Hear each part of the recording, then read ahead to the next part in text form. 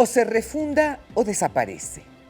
Así decía hace un año Manuel Granados cuando sus fundadores lo abandonaron. Me refiero, por supuesto, al PRD, como Cuauhtémoc Cárdenas.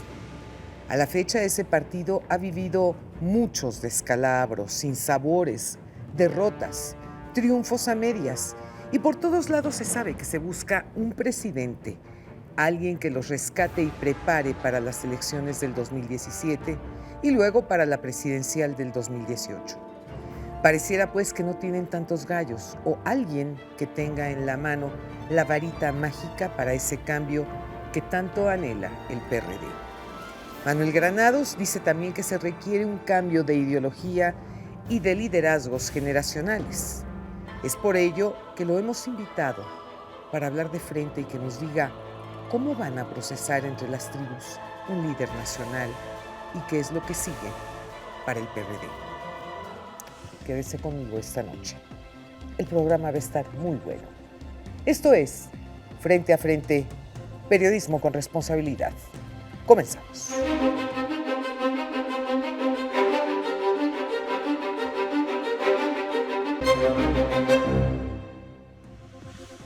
Es un placer recibir esta noche en este foro a Manuel Granados Covarrubias. Él es consejero jurídico de la Ciudad de México e integrante del Partido de la Revolución Democrática. Mi querido Manuel, ¿cómo estás? Muy buenas noches, Lolita. Muy bien, con el gusto de estar de nueva cuenta en tu programa y con la audiencia.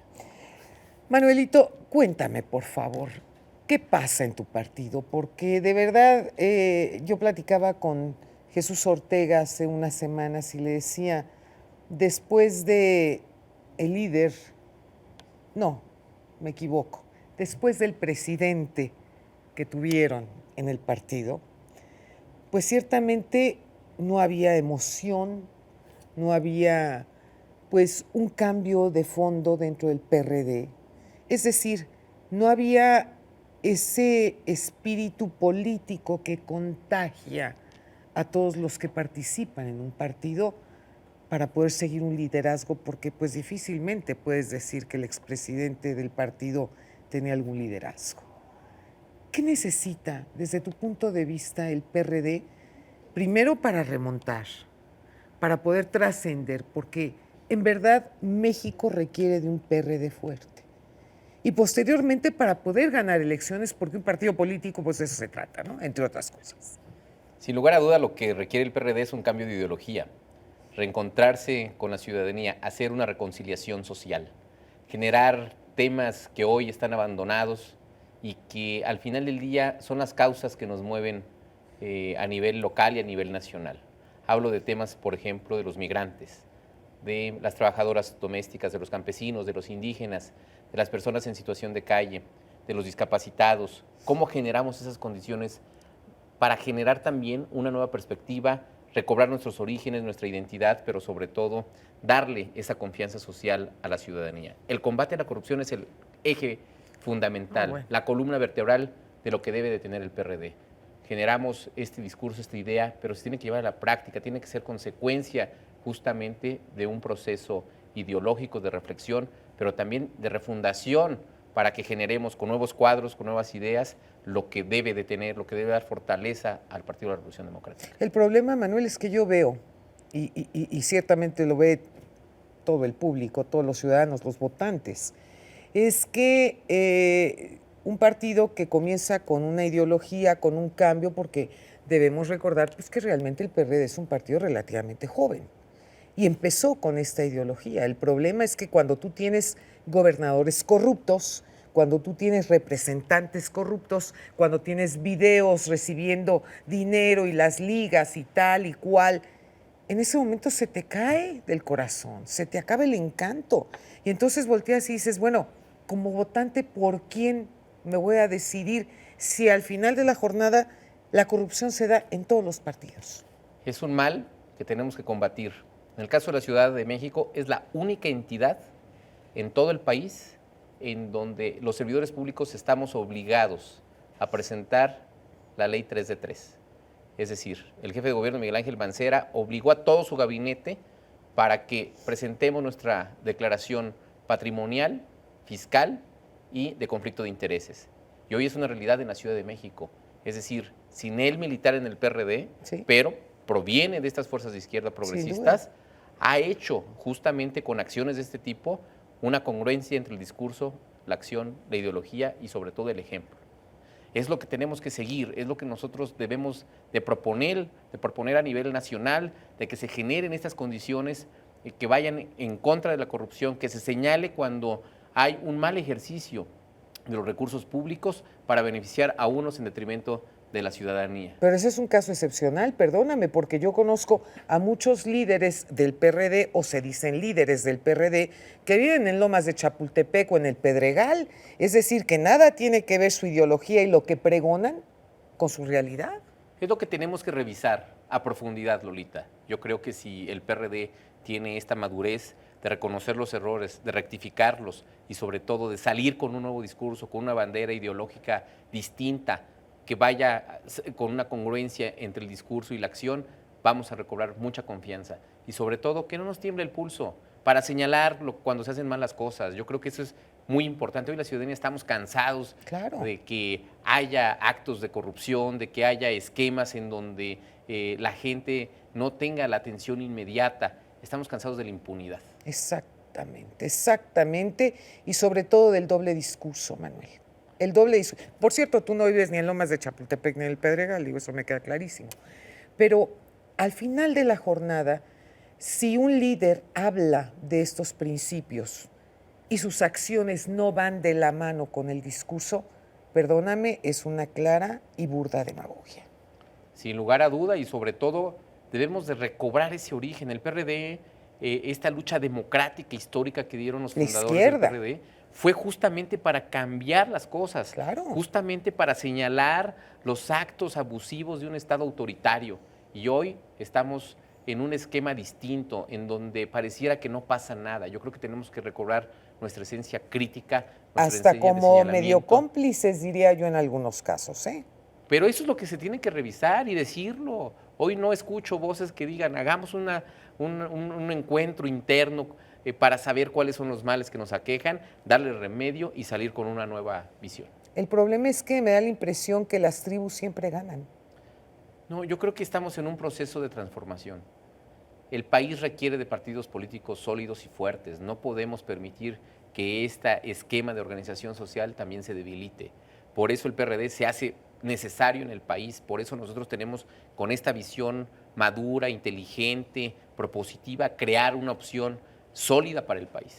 ¿Tú buscarías la forma, si tú tuvieras la oportunidad de ser presidente del PRD, de volver a jalarte a todos sus líderes, a todos sus orígenes, por ejemplo, a un Cuauhtémoc Cárdenas, vamos, a todos aquellos que finalmente hicieron historia? Tiene que hacerse una convocatoria amplia de esos liderazgos históricos, que sus principios, sus valores, sus ideas deben generar justamente este nuevo andamiaje para construir lo que debe de ser el PRD del futuro. Yo creo que esta convocatoria nacional e internacional, incluso para redefinir la ideología de la izquierda en el mundo y en el país, debe darse ya, no debe postergarse.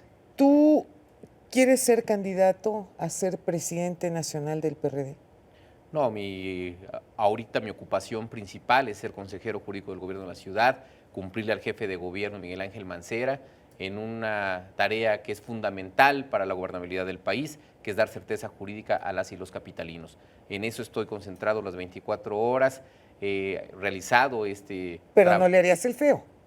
El PRD nacional en este momento no está en mi escenario. Yo creo que el trabajo político debe darse también como servidor público para demostrar que también habemos PRDistas de corazón, cercanos a la ciudadanía, que nosotros tocamos puertas, que cambiamos la visión de la administración pública de estar en el escritorio a salir al territorio a ofrecer los servicios del gobierno. Que lo haces todos los días, todos los días. Ahora bien, en estas condiciones, ¿qué nombres están barajando para poder llegar a ser presidentes nacionales de tu partido, Manuel? Bueno, Alejandra Barrales, que pertenece a esta expresión en la que yo también participo, Vanguardia Progresista, que es una mujer también que ha tenido una trayectoria amplia, reconocida dentro del PRD, y sobre todo en un tema de liderazgo que también nosotros reconocemos en Alejandra, con esta capacidad de negociación y de diálogo, y sobre todo con una visión fresca de lo que debe ser el PRD. En ese sentido, la apuesta que nosotros hacemos es porque Alejandra sea la dirigente nacional de nuestro partido. Sin duda, pues ha sido líder de la Asamblea, es senadora de la República, ha sido también la líder del sindicato de sobrecargos, es decir, secretaria de Educación. La trayectoria es amplia. La trayectoria de Alejandra y además la personalidad que tiene, ¿cómo no? La relación y este oficio político que muchas veces se pierde, Lolita. Yo creo que es lo que tenemos que recobrar también en este país, el oficio político para ser sensibles ante las causas sociales. ¿Qué compromisos en este momento tiene Manuel Granados ante esta consejería jurídica? ¿Qué hace exactamente Manuel Granados a favor de la gente que tanto necesita? Cambiamos la visión de la consejería jurídica. Generalmente estas áreas son técnicas, grises, solo están destinadas a llevar los litigios en donde el gobierno es parte. Cuando llegué a la consejería vi esta ventana de oportunidad de acercarme a la ciudadanía y creamos un programa que se llama Abogado en tu Casa. Este programa nos permite tocar puerta por puerta y ofrecer esos servicios de manera gratuita, actas de nacimiento, bodas, incluso la gente que llega a tener esta necesidad jurídica, pues realizamos estos esquemas de darle certeza jurídica, testamentos, escrituras. Hemos roto récords en todas estas materias. En 8 meses, por ejemplo, el jefe de gobierno ha entregado 50,000 escrituras. En otras administraciones solo se entregaban 5,000 escrituras. Hemos entregado 10,000 testamentos. Hemos roto récords también en bodas colectivas, más de 2,600. ¿Y todo esto gratis? Gratis. Wow. Y eso nos llena en verdad de fuerza, de energía, porque cuando estás entregado a una causa y cumples con tu trabajo, en verdad, eso es lo más gratificante, que una familia integrada por niños, adolescentes, padres que nunca han tenido un acta de nacimiento, hoy tengan una identidad.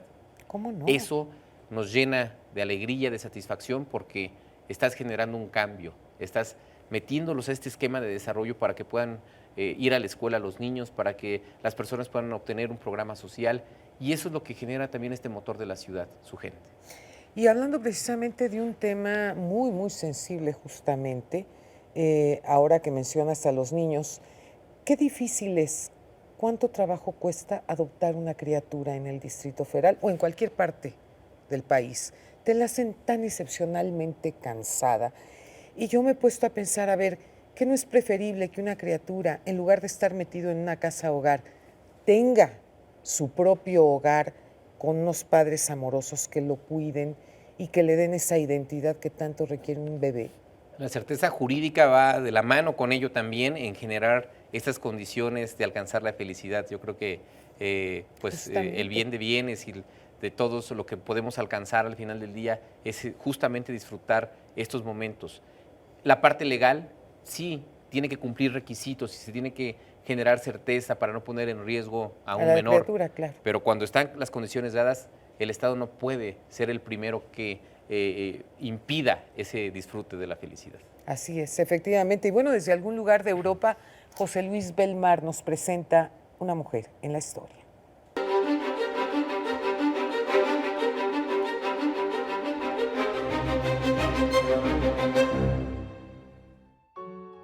Para parecer un exitoso líder mundial, hay que hacerlo al estilo de Angela Merkel, quien no hace mucho se convirtió por tercera vez en la canciller de Alemania y obtuvo el apoyo de su pueblo. Lo anterior no está del todo mal, sobre todo para una mujer que odia los riesgos y se propone a revelar sus planes. Angela Merkel es uno de los 2 líderes de la Unión Europea que ha sobrevivido la crisis económica en forma triunfante. De acuerdo con la revista Forbes, es la 5ª persona más poderosa en el mundo y la primera mujer con más poder en el globo. Tiene poco estilo y carisma, no es una buena oradora, toma mucho tiempo para hacer decisiones y no muestra tener mucha visión política ni ideológica. Luego entonces, ¿cuál es su secreto? Es pragmática y metódica en todas las ocasiones, debido quizás a que ha conocido los riesgos de una economía planeada y cultivado una mente científica al estudiar física cuántica. Su tarea es avanzar y resolver problemas, aunque sea por unos cuantos centímetros. Evita riesgos a toda costa.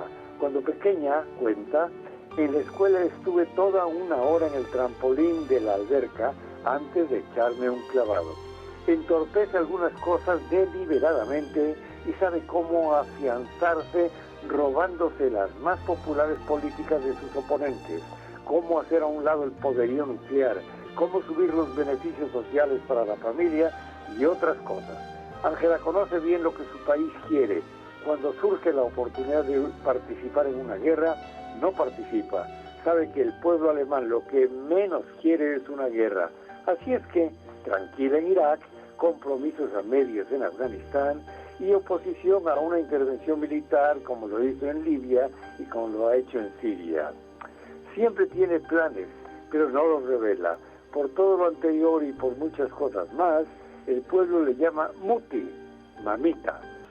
Desde Europa, José Luis Bernal presentó para Frente a Frente a una mujer en la historia, Angela Merkel.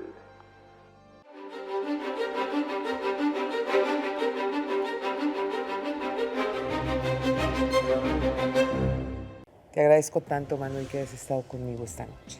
Muchas gracias, Lolita, y a la audiencia por escucharnos. Muchísimas gracias. No se pierdan nuestro próximo programa. México vive tiempos de cambio, tiempos de dar la cara, tiempos para hablar frente a frente. Muy buenas noches.